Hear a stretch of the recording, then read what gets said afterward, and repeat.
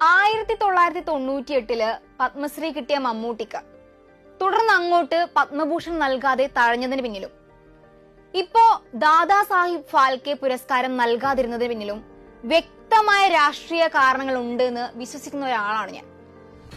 മുൻപ് ഡിവൈഎഫ്ഐയുടെ ചെന്നൈയിൽ വെച്ച് നടന്ന ദേശീയ സമ്മേളനം ഉദ്ഘാടനം ചെയ്തുകൊണ്ട് മമ്മൂട്ടി നടത്തിയ ഒരു പ്രസംഗം സംഘപരിവാറിനെ പൊളിച്ചടുക്കുന്നതായിരുന്നു.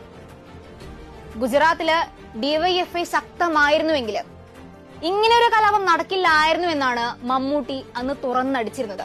അന്നു മുതല് BJP നേതൃത്വത്തിന്റെ കണ്ണിലെ കരടായിരുന്ന മമ്മൂട്ടിയെ മോദി സർക്കാർ അധികാരത്തിൽ വന്നതിന് ശേഷവും നിരന്തരമായിട്ട് അവഗണിക്കുന്ന കാഴ്ചയാണ് പിന്നീട് അങ്ങോട്ട് രാജ്യം കണ്ടത്.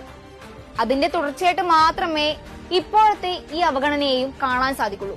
മോഹൻലാല് ഈ പുരസ്കാരങ്ങൾക്കെല്ലാം തീർച്ചയായും യോഗ്യൻ തന്നെയാണ്, അതിൽ ആർക്കൊരു സംശയം വേണ്ട.